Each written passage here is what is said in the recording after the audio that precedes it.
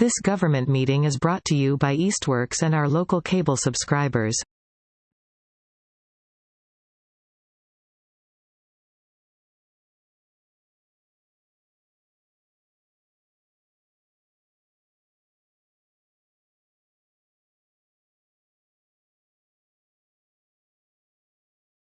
So we are recording. It is 6 p.m. So we're going to call this meeting to order. We have first on our list is approval of prior meeting minutes, which I don't think we have. Is that right? No, Okay. I had volunteered to do it and it fell off my plate. So No problem. I will So make sure we'll to just have them for next we'll meeting. push that till next week then. So we'll skip that. So then we have public speak, and I know we have at least one member of the public here today, and also anyone else who's on committee can, of course, always speak in a personal capacity. Would anyone like to speak? I don't. Should I? Oh yeah, if you'd like to say something, if you, because it's a little bit of a weird room, if you wouldn't mind just coming closer so the folks on the call can see you. And if you could just identify yourself with your name and then your address, or just your sort of like general location if you don't want to give your exact address out. Yeah, sure. My name is Moshe. I live on Main Street. Camera doesn't want to talk and look at me, but I'm over here, buddy. I'm over here. My name is Moshe. I'm an Easthampton resident. I live on Main Street, and I just want to say that I really appreciate you guys starting and doing this committee. I know it's another plate to spin in your hands on the little, the plate and the dowels. That's been a long day. Sorry. So taking on more work for the good of your neighbors is, thank you guys. Really appreciate it. Thank you. Anybody else? So I don't think we have Dr. Getz on the call yet. Let me just double check to make sure. So what we can do is, while we're waiting for him to join, we kind of skip ahead. Or maybe that's him. Yep, I think there was a mix-up with the link, but I had another meeting that I had invited him to that wasn't the right link. So Right. He's not. I'm just double checking. He's not on the call yet. Right. Oh no, there he is. Okay, perfect. There I am. Hello, Kayam. Do you want to go ahead and take over at this point? yeah, sure. Thank you, Felicia. So everyone, I want to introduce Dr. Ed Getz. He's the director of the Center for Urban and Regional Affairs. And he is also the lead author on the Minneapolis rent study or rent control study that we had reviewed as a group. And he has been so gracious to come and join us this evening to present on the different program design options in rent stabilization policy. So I will make you a co-host, Dr. Getz, and then you can take it away. All right, thank you very much. And now let me figure out how to share a screen. Yeah.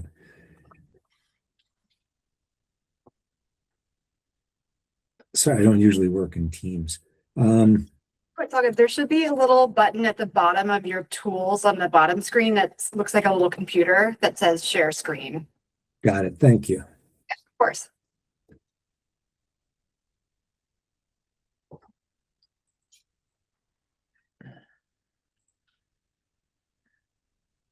Only I'm not seeing it. Oh, there it is. Thank you. Thank you. Thank you. I usually work in Zoom, so I completely understand the pain points of having to platform switch. All right, let's try this. Are you seeing? No, you're seeing my email now, aren't you? Yeah, yes. All right. That's not really what I intended, was it? Step in the right direction. Yeah, right. That's true. So let's stop sharing that and share something else.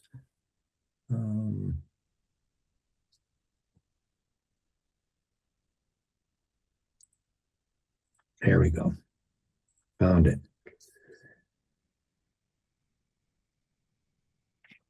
Great. Looks great. Good. You're seeing the program design options, correct? Yes. Okay. All right, so let me just walk through this, and this is laid out in the report, but I think it's helpful to sort of talk through these options.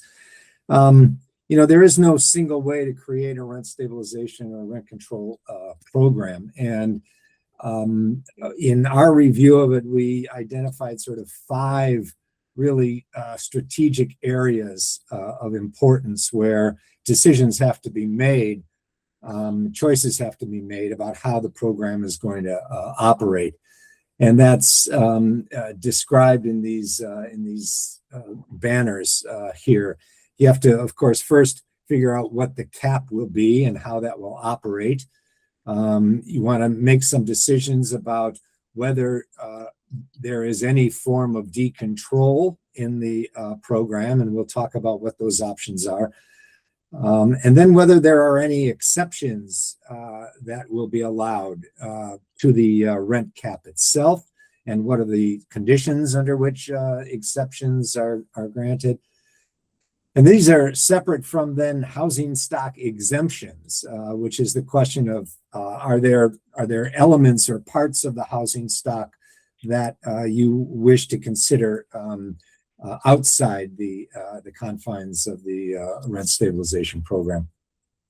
And then the last one is how you set up compliance and education. The needs for compliance and education will depend a lot on the decisions you make in the first 4 areas as well. So let me begin by talking about the choice of the cap itself. Research has shown that rent caps do actually have an impact, that over time the savings to tenants becomes significant, and that entire markets that are subject to rent caps tend to be at rent levels below what would have been expected otherwise. So there's reason to believe that they do achieve the goals. At the very least, rent caps can eliminate what some people call rent gouging. I think if you look at some of the rent stabilization programs that exist across the country, they're really better understood as anti-rent gouging laws, simply because the cap is so high that most landlords and developers are able to make rent increases that they want to and feel comfortable with, and all that is really prohibited there are the really extreme rent increases, double-digit rent increases, et cetera. And so these are anti-rent gouging efforts. But as I said, the research shows that rent caps tend to increase residential stability. Tenants are able to stay in units longer, and they do stay in their units longer. There's evidence of this from a study in San Francisco. This is a pretty consistent research finding. Not all research findings related to rent stabilization are consistent. This is one of them, though, that is. So there are 4 different approaches that places have taken to making decisions about rent caps. The first is to simply leave it in the hands of a rent board. I will say that this is by far the minority approach to it. There are not very many places. Really, the most notable place is New York City, that has a rent board that sets the rents every year. In virtually all other places, there is an automatic mechanism for determining the rent increase. And so there are different versions of that. Some cities have a flat percentage. So the rent cap is set at 3% or 5%, or and it's just it's flat. There are no other variables involved. The third way is through tying the rent cap to typically the rate of inflation, the consumer price index, which will create a variable rate of increase 1 year to the next that is responsive to the rate of inflation. And by the way, there are combinations of these. I've seen combinations of variable rent caps that have upper or lower limits. So you can set it to the CPI, the Consumer Price Index, but or to the Consumer Price Index plus 2%. But you can also set an upper limit and say never more than 7%, or a lower limit, never less than 2% or 1%. So there are really any number of different combinations that exist. And here, when we created our study, and this is a couple of years old now, so I'm not going to vouch for the currency of all of this information. I would have vouched for it 3 years ago, but it's 3 years old now, and these programs change significantly. But you can see the great variation in approaches here. St. Paul, Minnesota has a 3% flat increase. Los Angeles ties it to the Consumer Price Index, but limits it to a level between 3 and 8%, never less than 3, never more than 8. You can get quite complicated if you want. I recommend against that, but you can certainly do that. I think Jersey City, the lesser of 4%, or the percent difference between the CPI 3 months prior to the end and 3 months prior to the beginning of the lease term, that strikes me as a headache and a administrative burden that you might want to think of avoiding. But again, this is just to show you that this is, your options here are virtually unlimited. One other thing you might want to consider is the question of a rollback, which is the setting of a base rent retroactive to the date that the program begins. Some places have done this, others don't. This is typically done to avoid rent increases by landlords in the months prior to the beginning of the program, right? So you're going to typically enact a program, and it probably won't take effect the next day. And so sometimes people are concerned about whether landlords might want to proactively increase rents. And so sometimes a rollback is put in place. Again, these are optional. Some places have it, some places don't. Question, if I might, about the rollbacks. It says 6 months to 1 year is typical. Are there any examples of rollbacks of longer than a period of 1 year? That's a good question. I don't know of any, but I really can't say for sure. I think that 1 year is typically seen as the limit because that's sort of the way rent caps are structured anyway, as annual kinds of changes. But again, that's sort of an arbitrary choice. So I guess the short answer is I'm not sure. Right.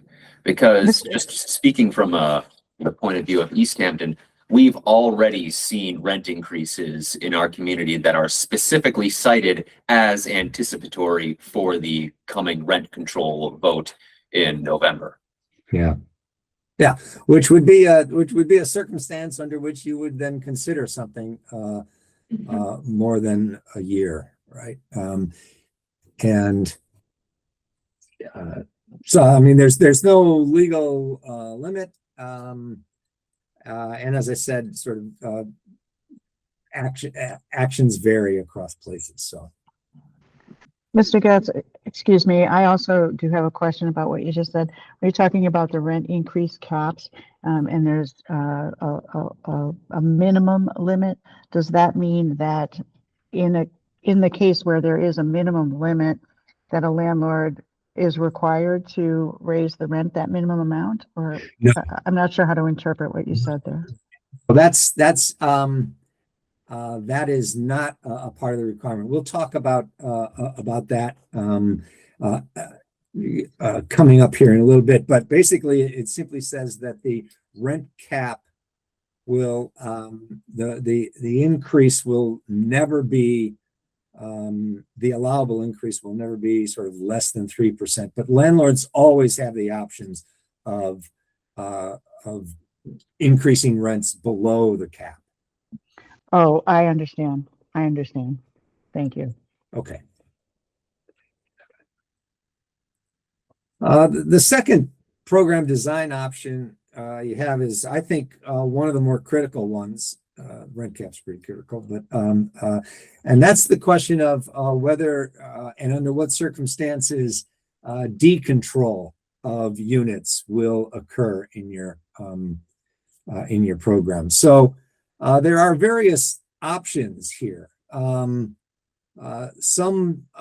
cities and some locations have adopted a form of permanent decontrol, that there is a condition that a unit meets and then becomes permanently outside the purview of the rent stabilization ordinance. We'll talk about what that is.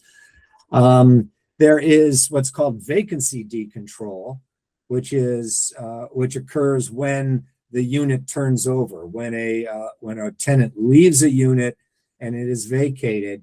Then vacancy decontrol means that at that point the landlord is not tethered to the rent cap and can increase rents back to whatever level he or she desires. And then there's partial vacancy decontrol, which essentially stipulates that upon a vacancy and a turnover, the owner can raise rents above the cap, but not in an unlimited fashion. So this is referred to then as partial vacancy decontrol. Was there a question? No, the lights just turned off. We had to get them on again. Completely nothing to do with you. Jumping around to get the lights. Okay. All right. So I didn't want to talk through a question. All right. New York City had, until a few years ago, a type of decontrol that was kind of unique. It was called luxury decontrol, which stipulated that once rents in a unit reached a certain level, then that unit was no longer subject to rent stabilization. It turned out to be a fairly perverse incentive to raise rents to get to that level. And the New York market would certainly sustain those increases. And so this was ended by the state legislature in 2019. But again, I just put it there as an example of a type of decontrol that exists. So what's the impact of vacancy decontrol? There's not all that much research done. There is a study of cities in New Jersey, which shows that those cities that had vacancy decontrol, their rent levels are essentially indistinguishable from cities that have no rent control whatsoever. And the authors of those the studies suggest that really this is the impact of vacancy decontrol, that as units turn over, landlords increase back to market rates, and there's no long-term adjustment in the market, or no long-term impact on rents of the rent control program under these circumstances. There was a study of Berkeley, California, more than 10 years ago, where it showed that for those units that had been vacancy decontrolled, the average rents were roughly double those of tenants who had been in their units continuously and therefore had had no vacancy decontrol. So again, this just shows you the impact of vacancy decontrol. This is sort of how it works in a theoretical sense, right? These are unregulated rents. You know, they just go up year to year. Line B would be what the regulated rents would be, capped at some percent or capped at a CPI. And vacancy decontrol is point C, where a tenant leaves the unit. The landlord then increases the rents from the regulated up to the unregulated level. And then that unit, because it's occupied, is regulated. And so rents increase at the allowable rate until the next vacancy. And then it goes back up to the market rate. And this sort of continues. That's the theory of it. And a study in 1997 actually showed that the theory's close, but what happened in their study site was that at the point of decontrol, landlords, knowing that subsequent years and subsequent rent increases will be controlled, they take the opportunity to increase slightly above going rents if they can get it in the market. And so you see the step progression of rents, but it's slightly, at least at the time of vacancy, above market rents. So in any case, another question related to vacancy decontrol is whether this isn't an incentive to evict, right? That if upon turnover of a tenant, a landlord is able to increase rents in an unlimited manner or up to or partially above rent caps, then there could produce an incentive to evict. There's certainly an incentive for the tenant to remain in the unit. And some economists don't like that, thinking that creates a bias in the market where people are anchored to their units and are afraid to move because they will lose the control benefit. Some might argue that it's a disincentive for maintenance, and that any sorts of ways to nudge a tenant out of the unit, including lack of maintenance, may be pursued. Or an incentive to take units out of the rental market altogether, converting to co-op, converting to ownership, etc. So nevertheless, vacancy decontrol is pretty widespread. During the 1980s, which is really sort of regarded as the second wave of rent stabilization in the United States, roughly half of all programs had some form of this vacancy decontrol. An example, in Newark, New Jersey, vacancy decontrol, they allow rent increases of up to 20%, depending on how much is spent to upgrade the unit by the landlord at the time of the eviction and turnover. As I said, in New York City, 2019 changes in the law eliminated luxury decontrol. It also eliminated partial vacancy decontrol.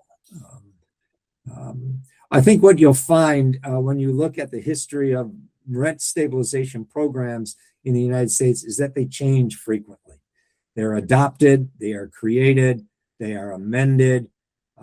Part of this is a political pushback between opponents and proponents and who has the upper hand at any given point in time.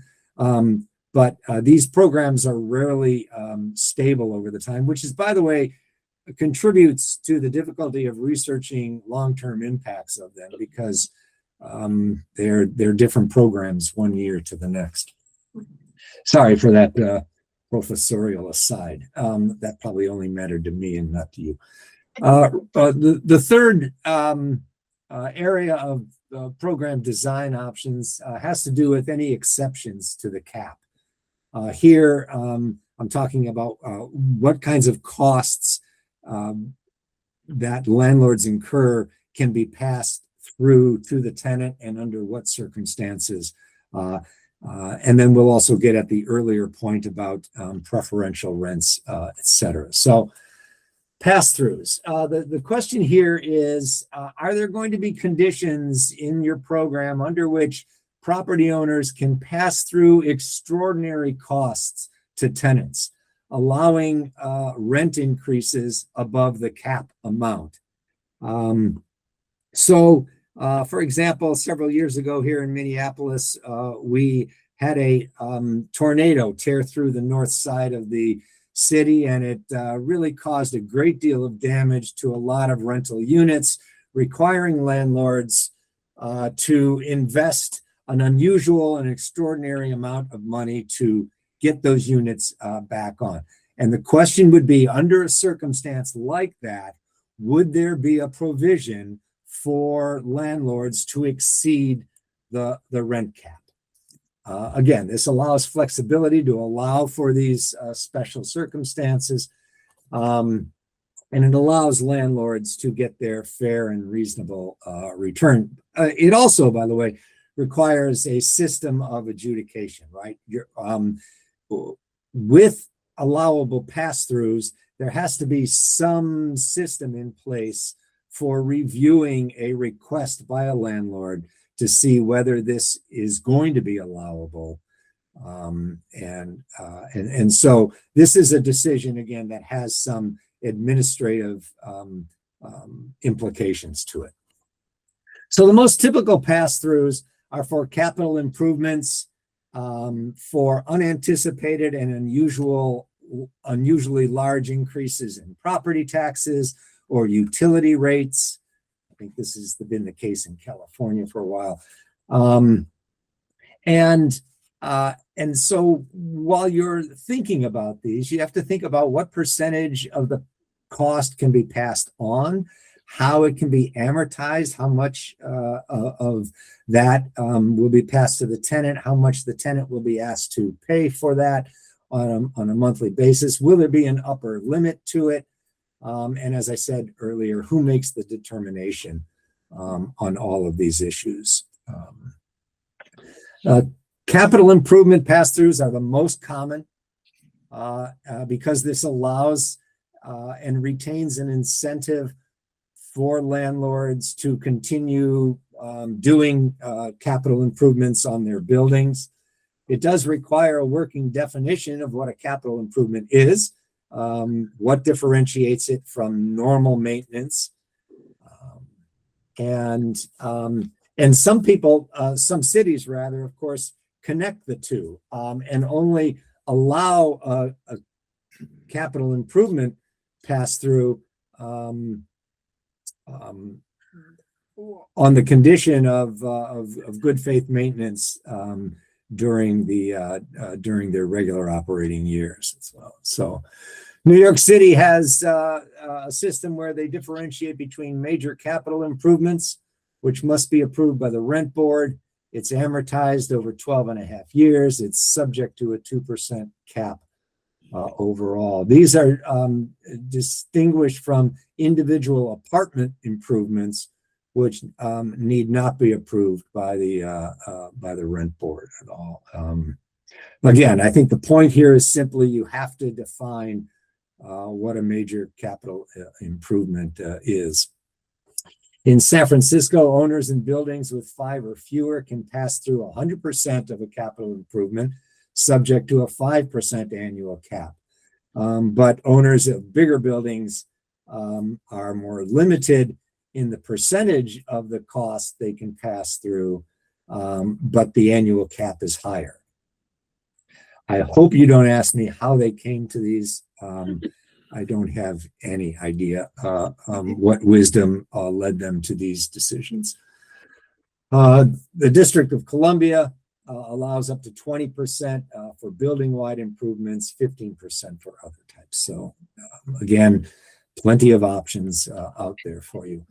What's going to be important in your program, regardless of a decision about capital improvements specifically, is some allowance for what the courts call a fair and reasonable return. If the courts do not find this in your ordinance, and you are sued, then you are likely to have the program struck down as an illegal taking.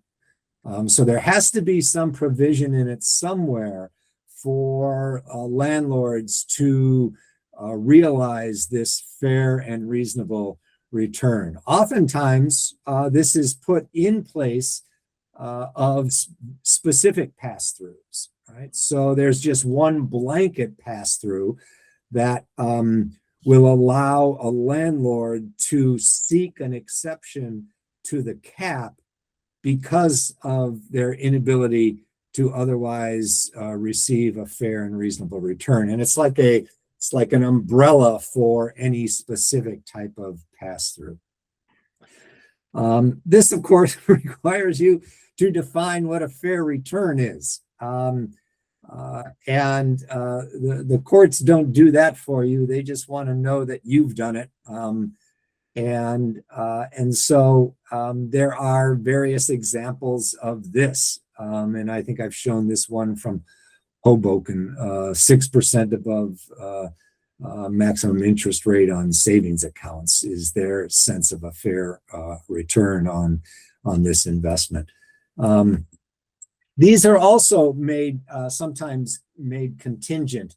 That is, any request for a cap exception can be made contingent on compliance with health and safety codes, compliance with building codes, and even in some cases, reasonable purchase price. This is in place because of recent activities by, I think, typically corporate investors in rental properties who make purchases that are so heavily debt leveraged that it essentially requires large rent increases to pencil out.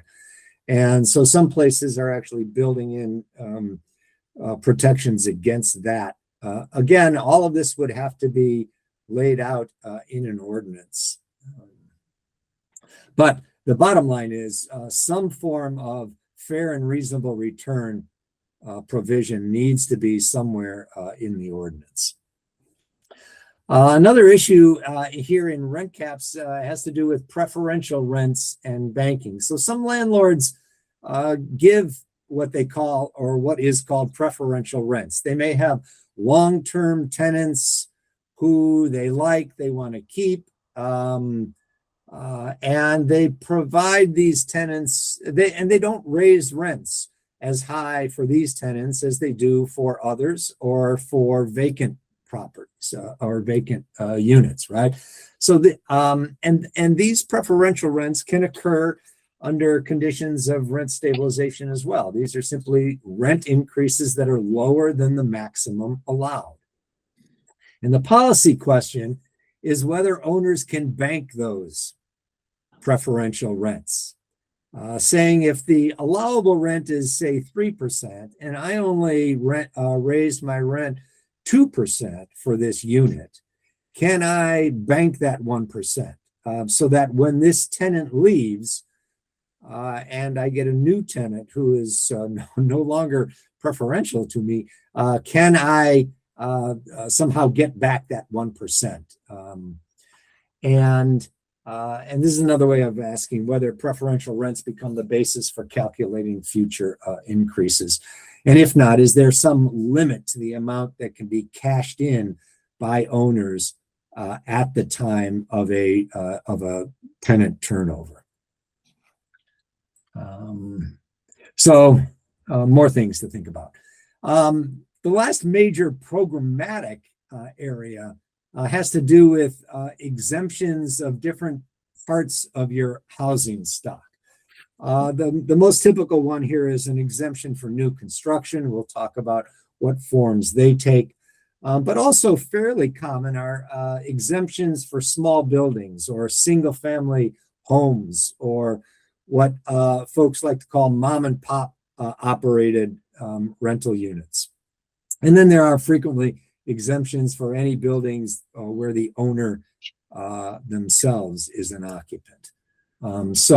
By building size, by owner occupation, by date of construction, by affordability restrictions, right? So if you've got nonprofits or others who own subsidized units that are subject to affordability restrictions, will they be exempt from rent increases or rent caps, et cetera? New York City excludes buildings with 5 or fewer. Jersey City exempts buildings with 3 or fewer units. As I said, these are often framed as mom and pop or small time operators who are then seen to really be deserving of exemptions from rent caps.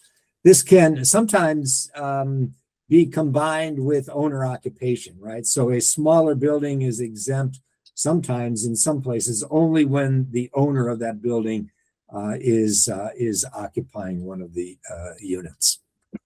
Some places have single family home exemptions.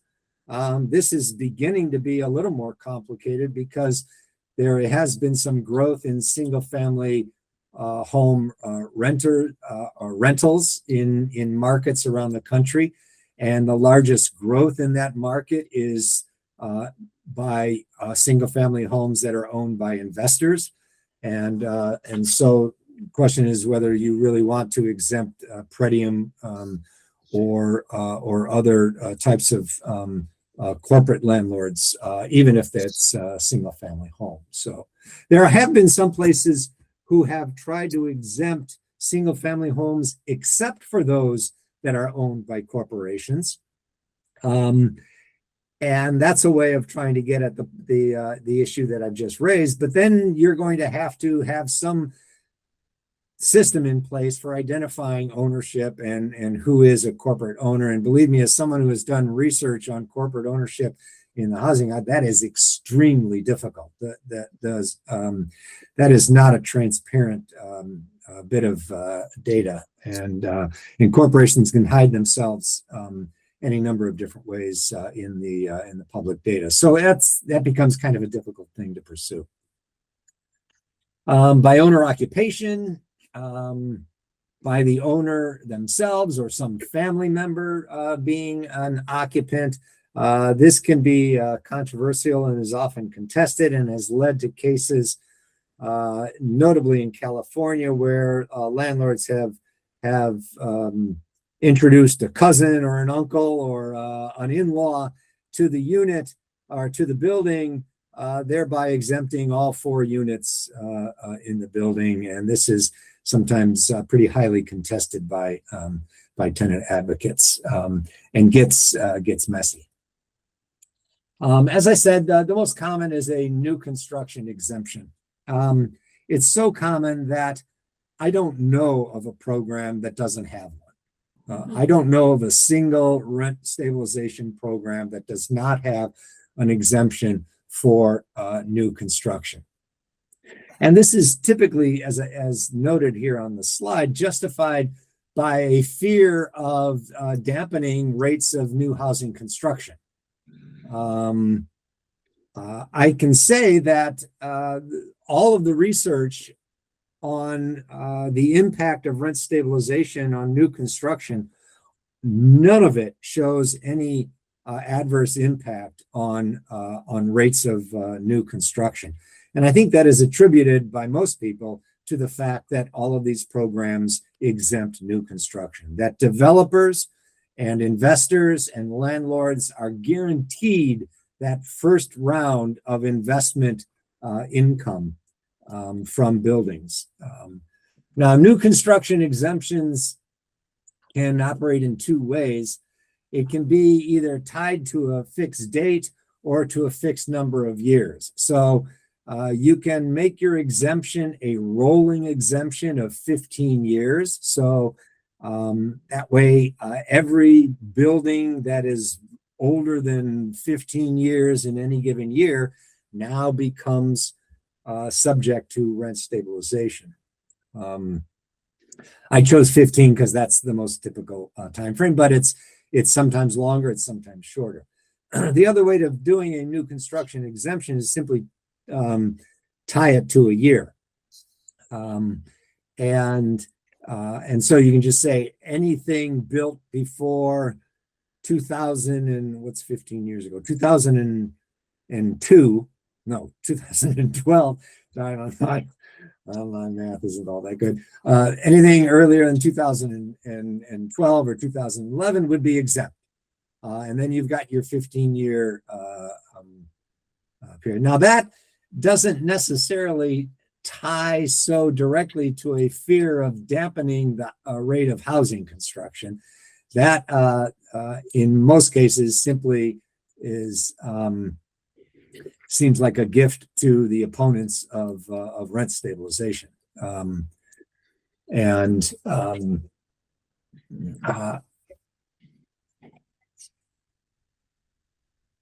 this happens in a lot of places, and these exemptions that are tied to a specific number of years.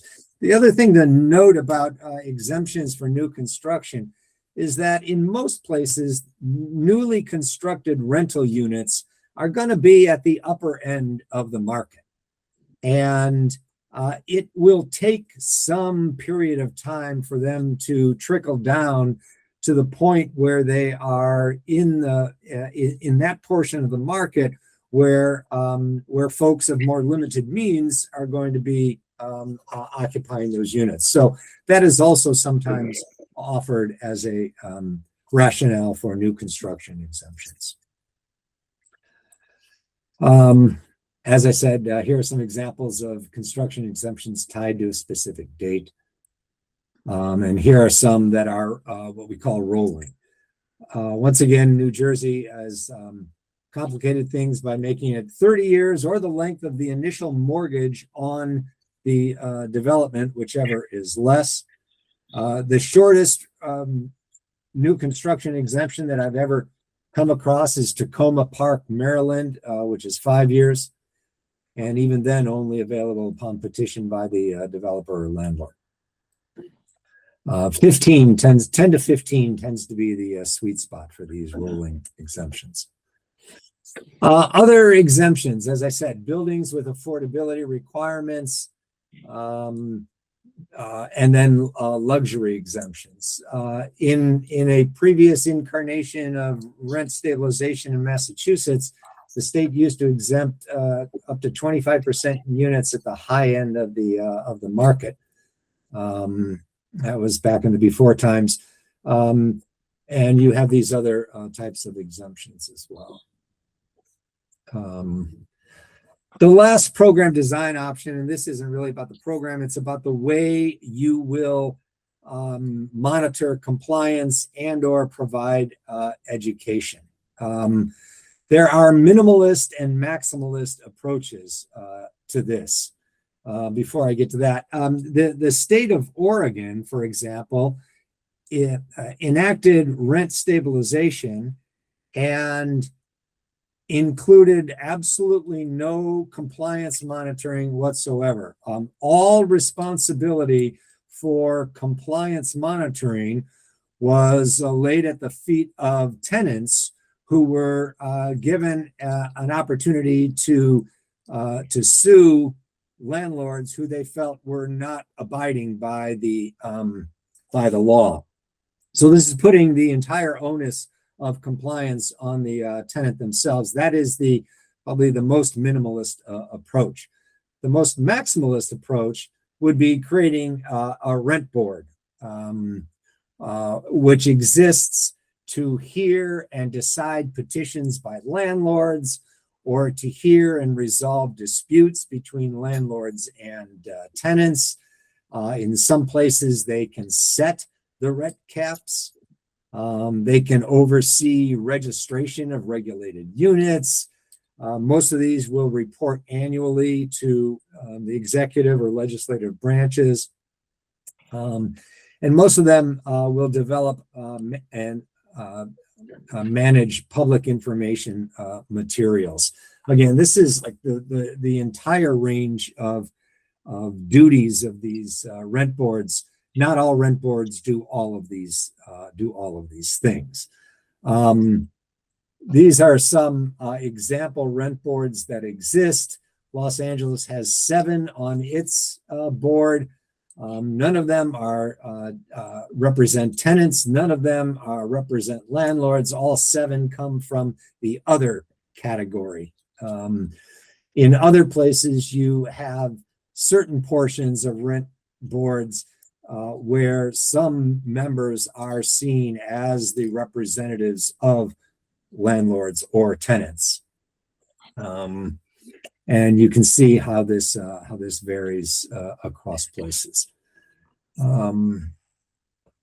Most rent stabilization laws will require an initial registration of units to record the unit attributes and then what the base rent is and whatever services are provided on site. And again, this is something that's going to have to be managed by the city. You're going to have to make decisions about what the penalties are for unlawful increases, what types of compliance monitoring will be done, what kind of right of action for injunctive relief or damages, what powers may be given to the city attorney or the rent board in these types of matters. And again, there are all sorts of examples out there for you to look at in ordinances that exist around the country. I will put a plug in for the effort of the city of Oakland, which has a fairly robust public education element to it. They have online information packets for tenants with phone numbers and locations for information about what tenant rights are under the rent adjustment program. It's language supported. They as I said, have this the same set of information for property owners as well. They will have an entire packet of materials for property owners so that they know their rights and that they know the regulations as well. And so it removes the defense on the part of both landlords and tenants that, oh, I didn't know that this was an issue. So they not only have these packets that are available online, but they tend then to have outreach meetings in the community, some aimed at property owners, some aimed at tenants themselves, and they produce these guides. They have workshops. They have separate workshops for small property owners. They have workshops on security deposits. These are focused on the property owners, what they can do with them, what they can't do with them. They have tenant rights workshops in Spanish. These are scheduled monthly by the city of Oakland. And again, this, it's, as I said, a robust effort, but it shows you sort of what might be done in this area. New Brunswick, New Jersey has a set of materials for public education, as does Santa Monica. These are in the slides. Chaim has a copy of the slides, so these resources can be accessed by you in the future. You might begin to think then, of all of this enforcement. What is the cost to the city of running one of these programs? And the answer to that is, who knows? The only study I've ever come across is 40 some years old, and it estimated administration costs anywhere from $2 per unit to $72 per unit. Seems like a wide range to me.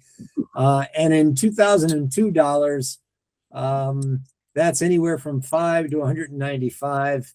And I don't know why I did that in 2002 dollars and why I wouldn't do it in 2025 dollars. But I'll leave that to you. It probably is worth noting that the costs are going to be highest in the first few years when you are creating the process. That costs tend to plateau after that and become a little more regular. Cities pay for this through general funds. They can pay for it through annual registration fees that are charged to landlords. Landlords in some places are allowed to pass along a portion of that fee to the tenant. They can pass along up to half of that fee to the tenant in some places. It can also be paid for by applying fees to petitions and hearings, no matter who is generating those petitions and hearings. So these are the typical sources of funds for running these programs as well. So in addition to those 5 design options, there are probably some additional or maybe complementary policies. I mentioned earlier that some choices you make may or may not produce incentives to evict. And so some places combine that choice with additional tenant protections against anything but just cause evictions. Some cities combine program options that are seen as maybe providing an incentive to convert a unit from rental to co-op with co-op conversion limit policies. Again, there's sort of no end to the ways that you can address some of the issues and incentives that are produced by the decisions that you make in these programs. I hope I haven't bored you to death, but that I believe is the end of my slide deck. So I'm going to stop sharing. We can have a conversation or however you want to proceed. Can you explain what you meant by the condo conversion process? Sure. In some places, owners will convert a unit from rental to condominium, and then sell the units. And they do that because they want. They may do that because they want to get out from under the rent controls. And so some jurisdictions have enacted condo conversion limits where they will stipulate the conditions under which conversions to condominiums can take place.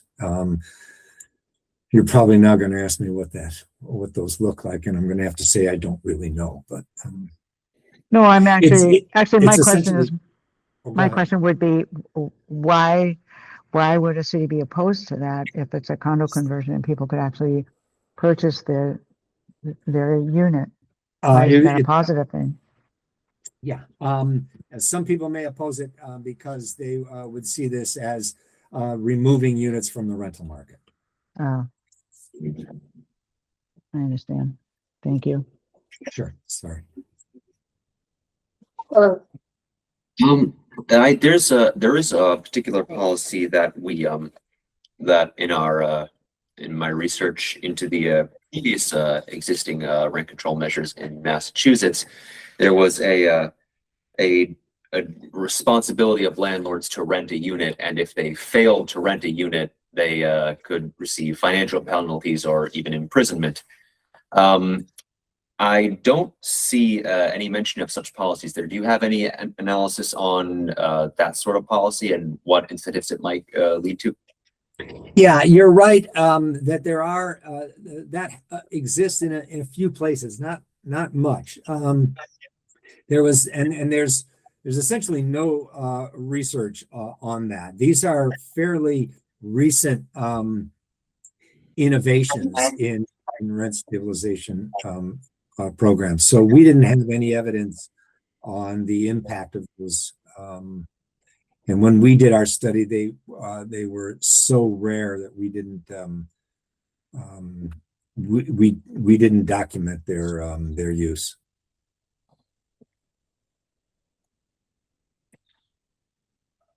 Carolyn, if you want to go. I have a question about, you're talking about the reasons for the exemption for new construction, but the reasons for exemptions for, the small units, of owner occupied, like, what's the reasoning behind that?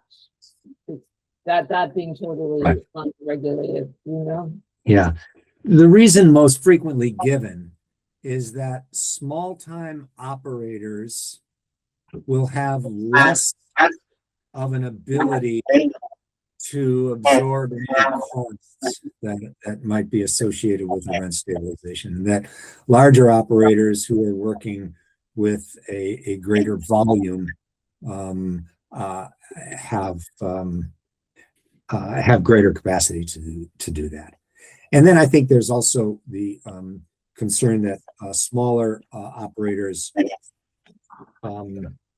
may be using this as retirement income, and so there's a concern about limiting that type of income by small operators. Those are and they seem to, like the new units is the most common, but in our kind of looking around, that's also fairly common. Yes. Yeah. Oh, the small, yeah. Yes, it is. It's fairly common. Yes. Yeah, that was one thing that the Boston folks mentioned as something that, like, politically would be smart to adopt, just to assuage a certain concern about a group of people in the community.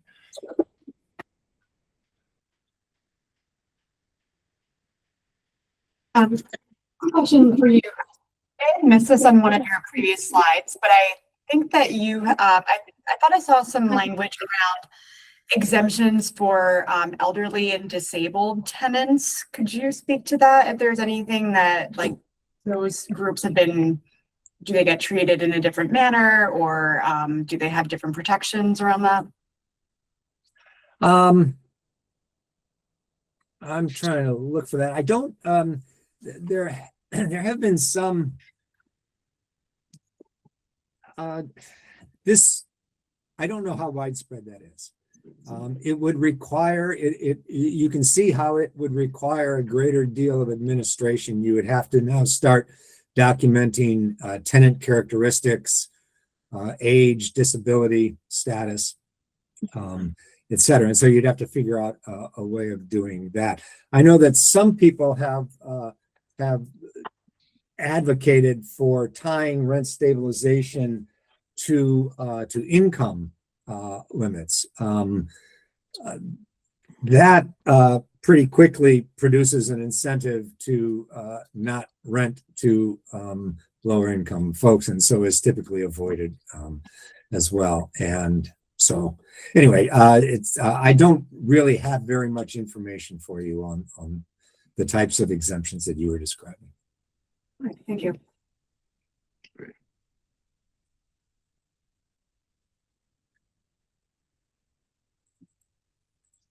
Does anyone else have any specific questions? I have one that is actually not about housing, but commercial or art space.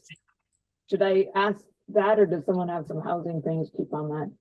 And I don't. Okay, I'll go ahead and ask. And I don't know if this is within your purview, of seeing included in the rent stabilization work around commercial, or, and I am thinking from our arts community, actually, and artist working studios. This is something that's particular to Easthampton. I don't know if you looked at research about impact of that, or if combining any kinds of regulations Right. with housing. So that's also extremely rare.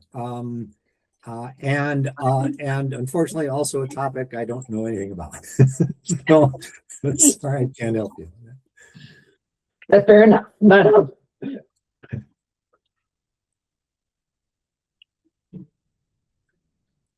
Yeah, I mean, I guess, thank you, Dr. Getz, for the presentation. It was very in-depth, and I learned a lot even after having read the report, and I'm sure that everyone here read a lot, and this will be a great opportunity or a great recording that we can point people to in the community to get the full in-depth rundown of this, because I think that we're going to try to do something during these listening sessions that are, try to convey the overall highlights, but this will be a really good, like, full detail. I guess one question or something that I would hope that you could speak to before we let you go is less related to our local policy, but more so the state discussion that's happening regarding the ballot initiative. And I was wondering if you could speak more to some of the research around like just cause eviction protections and rent stabilization and the impacts on both new construction, but also property values. Like, there was this really inflammatory report that was just released by the Tufts State Policy Research Center that mentions like a $600 billion loss in property values over the course of 10 years. And they do it by like looking at one study and like taking the year-over-year change in property values that happened in response and then multiplying that out every year. So I wanted to hear like some of your thoughts on that research. Yeah, my thoughts on that research is that it's not very good research. In part because the assumption, first of all,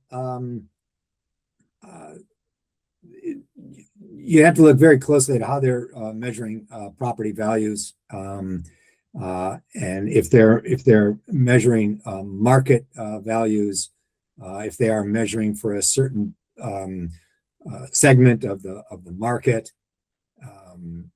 it's typically not the entire market. Second, are they looking at market versus assessed values? Right, because property tax revenues will be dependent on assessed values. Assessed values are supposed to track market values. They do so imperfectly. And then third, there is every reason to believe that even if there is a one-time shock, a noticeable change in the property values, there is no research to suggest that sustains itself over time. And that's where they get these huge estimates of multi-billion-dollar impacts, is through, I think, the application of unwarranted, unjustified extrapolation of pretty weak data to begin with. So that's my assessment. I want to say that there are some research findings that you need to pay attention to in rent stabilization. And not all of the research shows that rent stabilization has uniformly and only positive impacts. There are concerns, for example, about the housing quality and maintenance. There are no studies that show major capital problems in rent stabilized markets. And that's mainly because of those capital improvement pass-throughs that I talked about earlier. Virtually all programs are going to allow the major costs to be moved through. What some studies have shown, however, is that smaller, more aesthetic upkeep can suffer in rent stabilized markets as landlords shift and either try to protect a specific profit margin or reduce maintenance and then reduce maintenance in doing so. But these impacts, again, are on, we're talking about facade, we're talking about paint, those types of impacts rather than roofs, boilers, right? The majors. That's to be considered. And so I don't want to give the impression that I'm saying all research shows clear sailing, but I don't think that this property value research is valid. I think it's misleading, and I think it's for the most case poorly done. Thank you. Yeah, that's sort of what I get out of it, and I do policy research professionally, but I definitely am not in this every day and doing these studies, so I appreciate hearing it from you. And I guess I know I want to be respectful of your time. I know it's already past 7 our time. I wanted to throw the ball to David and Kevin, who are like the developer landlords in the group. Not putting you guys too much on the spot, but I didn't know if you had any specific concerns or questions related to anything Dr. Getz said.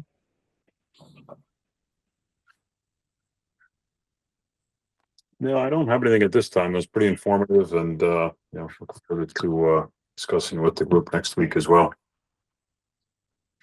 No, I liked everything. I think it was very insightful.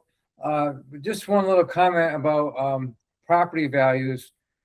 That I'm not aware of that tough study, but one thing that economists, a mistake they make with those studies is the assumption that property values have to go up at a 45-degree angle. One reason why we have a housing crisis is because property values keep going up. So, I mean, it's a little bit like a catch-22. We want to help the community. So, I mean, we want property values to go up. What we don't want is, it's not so much that we want property values to go up, but we just don't want rapidly declining property values. We don't want disinvestment. Right. So the $60 billion, that's a load of bull. Yeah, and I'll correct. I said 600 billion. The study actually says 300 billion is the actual number that they use. Whatever. And I can also link you guys that. Yeah. Still a big number. Yeah. Well, if no one else has any other questions, I'll again extend another round of gratitude to you, Dr. Getz. This was incredible, and will be very helpful in our process moving forward. So I appreciate very much. Yeah, well, thanks for the invitation. Thanks for listening. And if you do have any additional questions, or I can be of any assistance going forward, please let me know.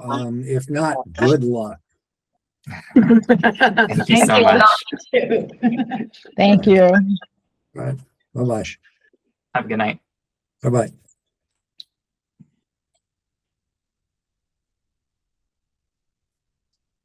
Thank you, Chaim, so much for arranging that. That was really informative, and really fun to be able to get to see him after having talked about a lot of his research in previous meetings.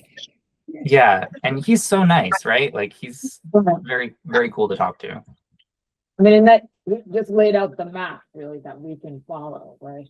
And reading the study, getting the data, I appreciated having it's in his report, but just a very concise presentation of it and hearing him talk about it. Yeah, I really appreciate it. And just a point of housekeeping, I did upload the slides from today into the materials for today's meeting on the Google Drive. So those are available both to you guys and also the general public. Great. Awesome. Okay, so we have a couple more things to get through before we can wrap. So next on our agenda, we have a check-in on our listening sessions and the timeline.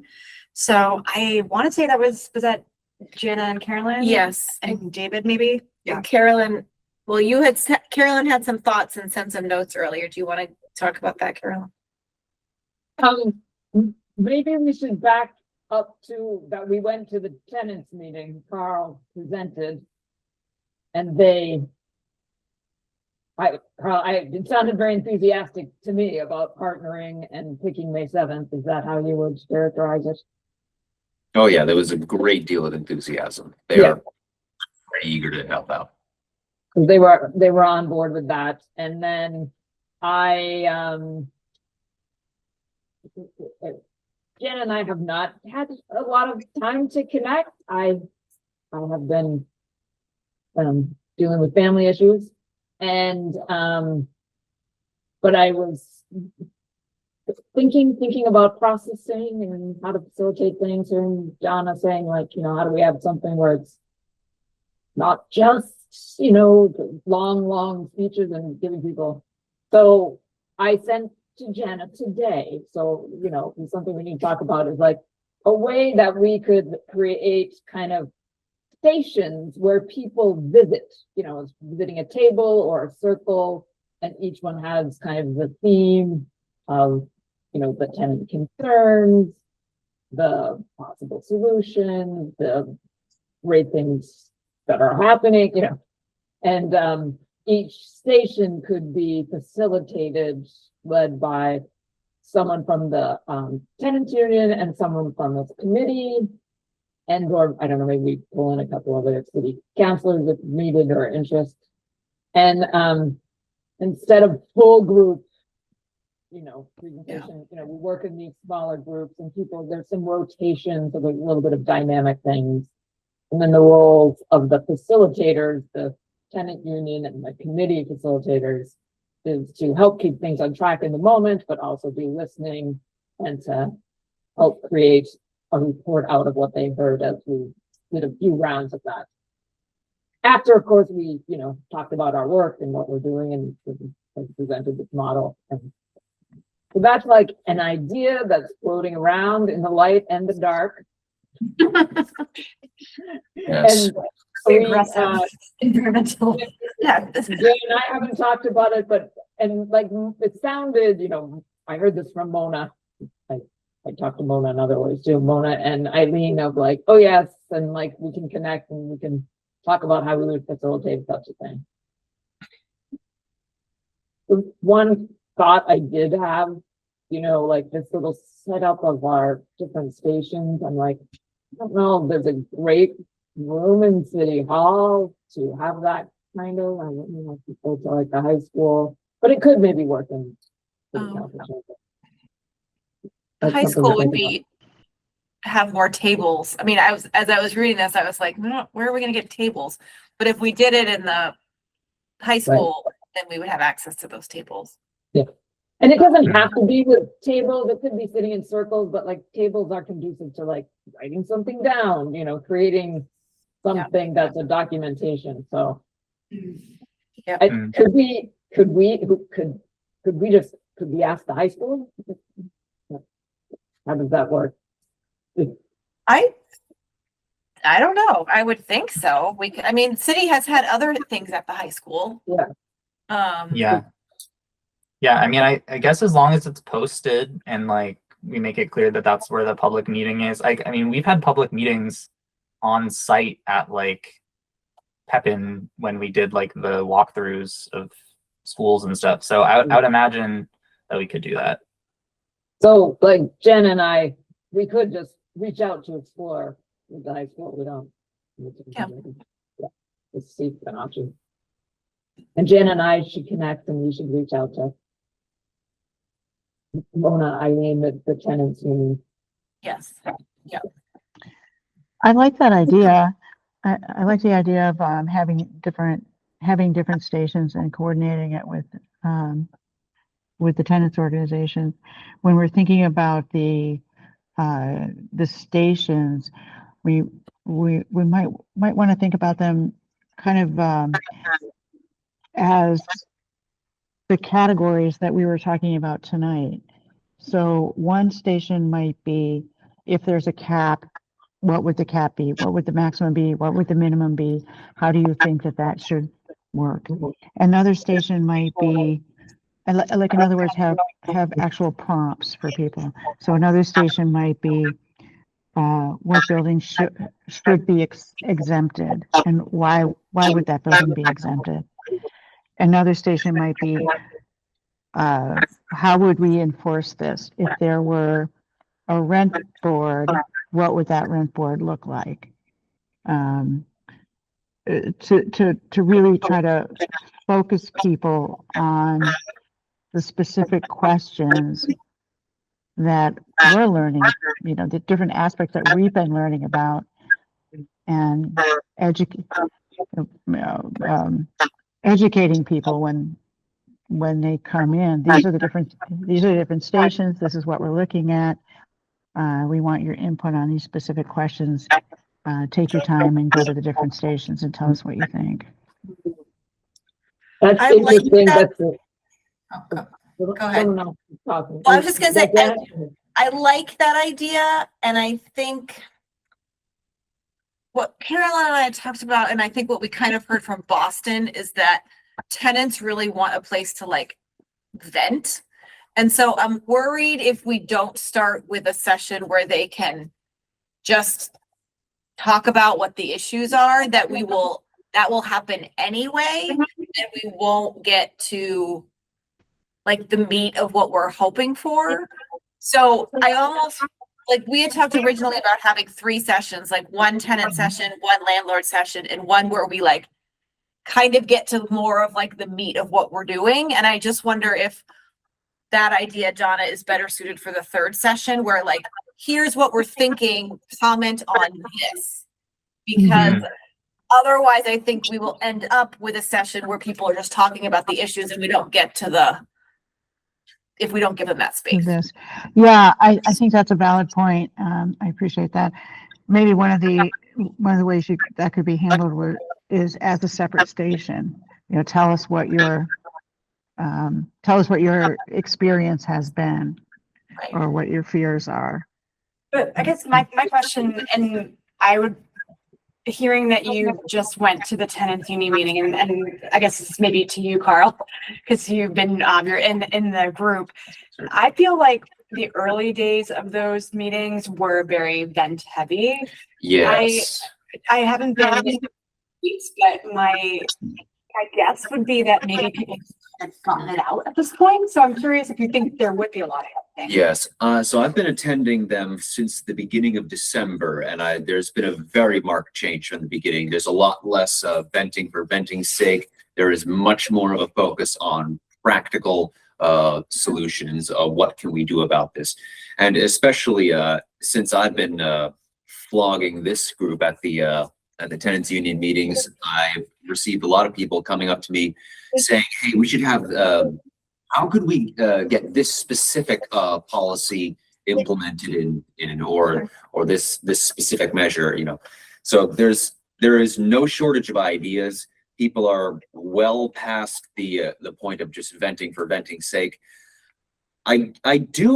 It does raise a bit of a concern because this is going to be a public meeting, not just for the tenants union, so there will probably be a certain amount of people who this will be their first engagement. So I would recommend at least have a certain period of time set aside at the beginning of the event for public address, specifically to cater for the people who are just newly engaging with this, to give them a moment to voice their concerns. That seems like something that could be very, very productive.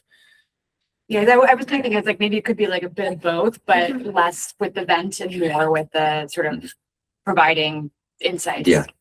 And Carolyn, I'm so sorry. I did mute you just because there's a lot of feedback with your I didn't know that. It was only just because it was interfering, but yes, please go ahead. So with the committee doing this in conjunction with the tenant union, I think we kind of bring these ideas to a planning team. That would be Jana and I and Mona and Eileen, or maybe a couple of people to do the planning. And I think, that using that 6 areas is possible, or maybe not. Whatever the planning team that is the joint between the tenants union and us, I think we can figure something out. Yeah. And I mean, it could be in the tenants one, it could be more focused on the areas that are related to the points, but not directly. Like it could be maintenance and neglect issues, or like eviction and tenant and right to counsel, or like there could be different areas that relate to the policy, but not, we don't have to necessarily have it be as specific until maybe the last one, where we'll show up with a, like theoretically in my head, I'm thinking like if the last one will have a policy somewhat drafted and outlined that we could show up with placeholders and just say like, okay, we propose a cap of CPI plus 5% or whatever. What do you think? Here's what it would look like if this was applied 10 years ago to like a model apartment or something like that.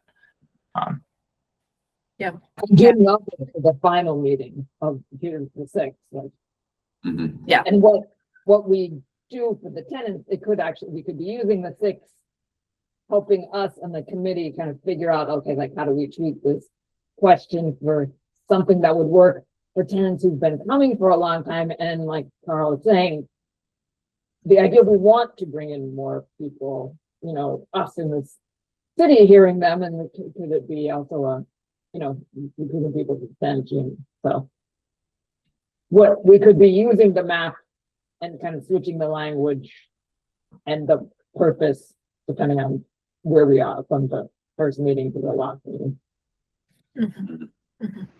Well, I think you have to, I think in the first meeting, you've got to give people an opportunity to weigh in on the particular issues. And in order to do that, you've got to be able to say, these are the issues and these are the problems. So, I mean, maybe part of what can happen is, you know, you've been talking about these issues at the tenant meetings, and maybe do, you know, something a little more specific with them to say, here are the issues that we're going to have coming up that we want people to be able to comment on, so they have a chance to think about it. Then in the first meeting, we're collecting the data, we're collecting what people think, so that then when we come back for the last meeting, everyone has had a chance to weigh in. The tenants at the first meeting, the landlord and developers at the second meeting. And then we can say, this is what we found. This is what people are asking for. Now, you know, go to whichever table and weigh in on that. And also, I'll just say, if we feel like 3 isn't enough, like there's no reason why we only do 3. If we wanted to add another one that's focused, if we feel like we need to fill the gap with more tenant input, and you know, we could do something in July, or you know, we could figure that out too. So the proposal is May 7th is with tenants and May 19th is with landlords. Yes, yeah, I think so. And then the third one is not scheduled yet. Yes. I can't be at the May 19th one, but that's fine. Have a work on.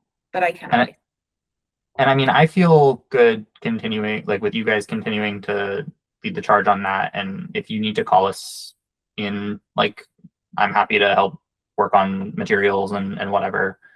We just can't have a quorum of us working behind the scenes, but definitely, you know, let me know if you need help or anything like that. One other thing that I would, when we get to the landlord and the developers, I mean, Brian, David, I'm looking at the boil. David, you had said like you would work with the landlord, so I think we need to kind of pivot to working with you a little bit about exactly what the agenda is and how many. We can't be more than what to meet to as a subcommittee. 5 of us, or can't be more than 4. Yeah, can't be more than 4. Okay, so So the 3 of us can talk. Yeah. For the tenants, we're definitely working with the tenants, but for the landlord, we're kind of working and developers, we're working internally. No other group. Yeah. No, and that's actually a good segue to what I was going to say, related to like materials for these listening sessions. Because I was thinking about how we can structure these conversations, particularly with like landlords and and people who have like financial questions about what this will look like. And I was thinking back to an analysis that we did for work about a potential short-term or real estate transfer fee. And what we did was we essentially went back 10 years and looked at the property values and like did an analysis of like, here's how much tax would have been pulled in if this was enacted 10 years ago.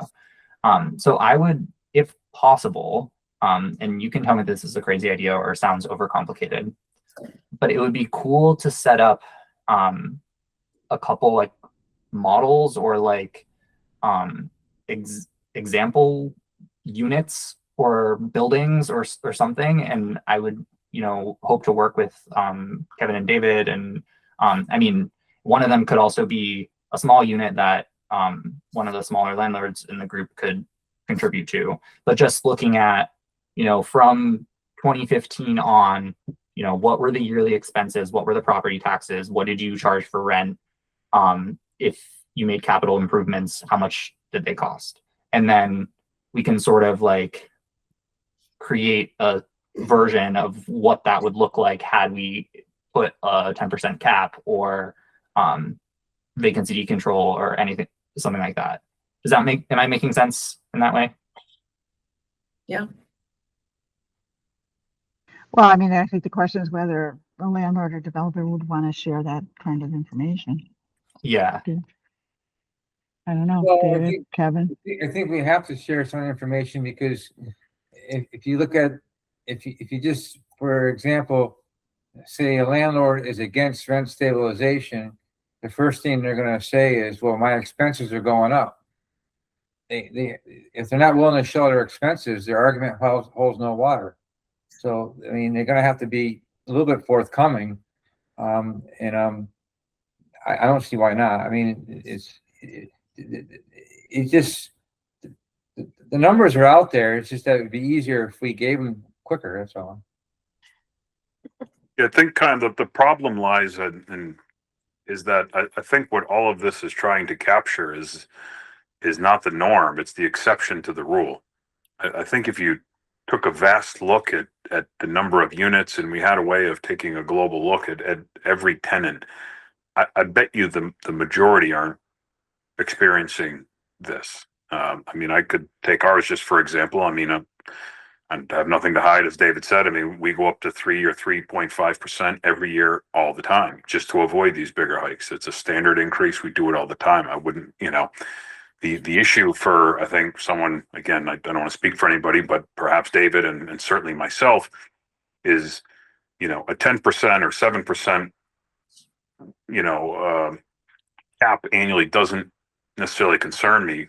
It's all the other topics and exceptions and, when you have a dilapidated unit, when you have damage, it's all the other things that the gentleman spoke to that are the problem. To not make it so that landlords can't operate or run, and keep nice units or reinvest in the community and their properties. And, those are the things that I think are the much bigger picture. I bet you could poll 10 landlords, have them pull 10 random properties, and you're going to find that, a 5 to 7% cap on their rent is not an issue.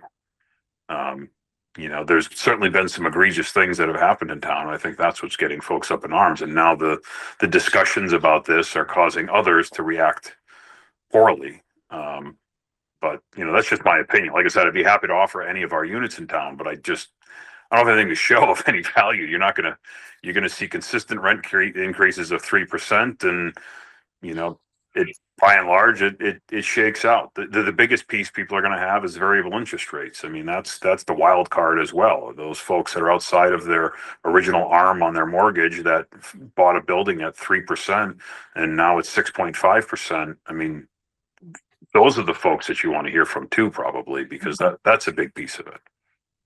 Yeah. So would you say that's the main issue? Because if you're saying that the standardized rent increase, which is below some of the rent stabilization packages that we've been reviewing, if that's not the issue, then so the issue is what are the other issues that are most important for the landlord. I mean, again, I can't speak for everybody. And like I said, it's the scenarios that you couldn't think of, but it's I have an 8-unit building, 4 of them, are paying way below market rent now. Some of those folks move out and I can essentially double rent if I put in 10,000 into the unit. Those are the things that I would think that you want. You don't want to rent a dilapidated unit at $850 a month because, an elderly gentleman's lived there for 20 years and has so much things in his apartment you couldn't even think of replacing the carpets. I mean, there's real world implications to some of this. Those are the pieces, at least me personally, that would have me concerned the most, or buying a property. And while I think that some of what we've heard recently is very concerning of buying a property and massively increase rents, I don't think that's okay. But if you're purchasing a property and your goal is to, as tenants phase out, to do major renovations, I feel like those are the things that has to be thought through. But other than that, like I said, I think you can go and look at random apartments that people offer up, whether it be, a duplex all the way up to 30 units. And I think you're going to find that most of the rent stabilization in terms of a percentage are a non-issue. It's all the other caveats is what the problem could be, or at least where the thought needs to be put into. So it's kind of like, really focusing on what the exceptions might be, or what the permissions might be, where a landlord is trying to improve their property so that it's decent and livable for their tenants. Devil's in the details, as they say. So I think, on theory, yes, if somebody said a 7%, cap on rents, I don't think most people are going to have an issue with that. They're all going to raise their hands and say, but what if? Yeah. Those are the things that I think we're going to want to talk about. Yeah. Well, that's good. That's good to know. Yeah. Well, that's just my opinion. I could be way. David could have a different one. And it's good to have it. I agree with Kevin pretty much. And just for example, two exceptions are on my mind. In 2019, Easthampton went through a reval year, and the commercial properties, whether it be residential, meaning apartments, or office space or retail, went up high in value, 20 to 35%. It was a reval year, and it was so it was kind of the assessing office was actually kind of catching up a little bit, and it was a big spike. The other spike I worry about from time to time is if Easthampton ever adopts a 2-tier tax rate, like Coyocats, where there's a residential and a business. The problem is commercial properties are considered businesses. Residential apartment buildings over 4 units are considered commercial. And if you really did an analysis of Holyoke, you'll see that their 2-tiered rate is hurting their residents and their landlords. The reason why they go for that 2-tier system is because of the Holyoke Mall. They really jack, But so anyway, the point though is those are just 2 specific examples. Is the spikes. I agree with Kevin. The 5 to 7%. I talked to a couple. I've been talking to some people, not many yet, telling them about the May 19th meeting, and they've all kind of said that we just want to have our normal increases, which are 3 to 5%, and then a little bit of flexibility when there's a turnover, because like I have a few, not a whole lot anymore, but I have a few 20-year tenants, and so in one building I might have somebody paying $900 where their new tenant's paying $1,400. The $900 rent, I'm not going to jack them up. But when they leave, the next tenant's not going to be paying $950. Because time moves on, and I think that's the flexibility. I think flexibility is like the devil in the details, or the craftsmanship in the proposal. I think to both of your points, when he was what Dr. Guest was talking about, I was really surprised when he said that the decontrol policy over time, like basically let like the market sort of looked like it would have looked if you didn't have rent stabilization. And I think to both of your points, like what it says to me is like, what's our goal? Like, is our goal to stabilize our existing tenants from rent hikes? Or is our goal to stabilize affordable housing, right? Because like to both of your points, right? If you have a 10-year, 15-year resident, they move out, of course you're going to want to renovate your unit. Of course you're going to want to increase the rent. That seems very reasonable to me. And we want to protect our existing tenants. So to me, it's like, I'm sort of grappling with like, what's our point? Because we, the city of Easthampton, can't solve that affordable housing crisis for the city of Easthampton with rent control, because we have to have a market. We have to have developers who want to invest. We have to have all of the different kinds of housing. And so like, where's that sweet spot where like, it makes sense to have some protections, but you're not taking the ability for developers to reinvest in their properties and have, you know, remodeled units. So I don't know. I feel like I think that's the golden question, really, is like, you know, I don't think that we're going to be able to solve that in one discussion. You know, I think that I don't either. Yeah. But I just had two things in response to what Kevin and David said. One, I think even though it might not show anything dramatic, I think having it visualized out just to show someone like this is not going to be a crazy difference from the normal increases that you've been doing. If anything, if we look back 10 years and we extrapolate out the max increase, you know, you're probably well under what's allowable.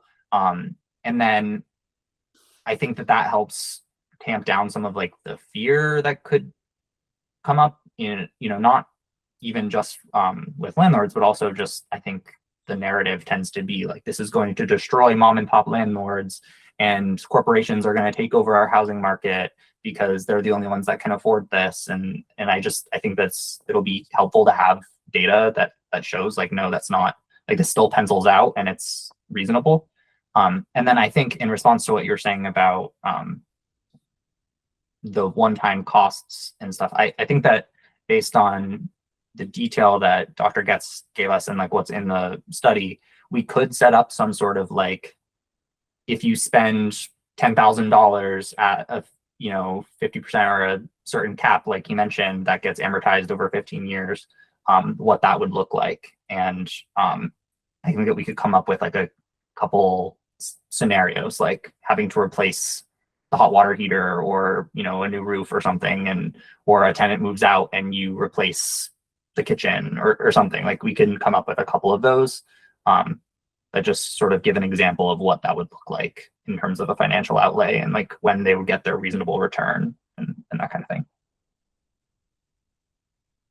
I just feel, yeah, I mean, I'm happy to give an example of, say, a 3-family and 8-family. I don't mean to be contradictory. I just think that most of the landlords are going to not relate to that because, again, they're going to go right to the specific examples, whether that be, you know, say a code upgrade, a change in fire department codes or things along those lines. That, I mean, these are major costly issues that those are the things that they're going to go to. Or again, I think the biggest ones are going to be taxes. You know, water and sewer is a biggie. I mean, Easthampton's been seeing that increase, even connection fees. You want to bring in sprinklers into a building because you're doing some renovations that may trigger that. Those are pretty huge fees.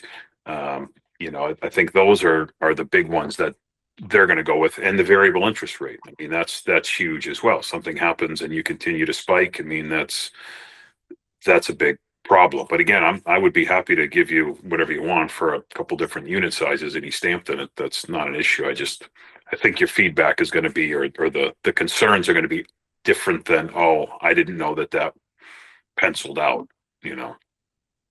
Yeah. Well, but that kind of, you know, the way you're describing this now, it strikes me that we've had a lot of opportunity to listen to tenants. There's an organized tenants meeting, but we haven't, the kinds of things that you're raising right now, Kevin, that you're raising, David, we haven't heard that from developers and from landlords, because we haven't actually been at the same types of meetings that we've had with the tenants. So as we're going through this process, I think we're gonna need to allow developers and landlords an opportunity to say, these are the issues that I'm facing, in order to make sure that they can then help us define what, sort of define what the parameters of the stabilization and tenant protections and landlord protections should be. Right now, we don't really know those. We've been so focused on the tenant's point of view. Well, and I'll also just call out, like, it's so, like, every single time that you guys talk, like, I am learning new things, and it's very good that you're on this committee to, like, give us that insight, because Totally. yeah, I totally agree. Well, we might need, I didn't want to bring it up, but I was thinking that we have the landlord meeting on the 19th, and then based upon how that meeting goes, we might have to punt, meaning another meeting, or we could, or that's good enough. But I think if my first goal is, because there'll be a little bit of venting in that one too.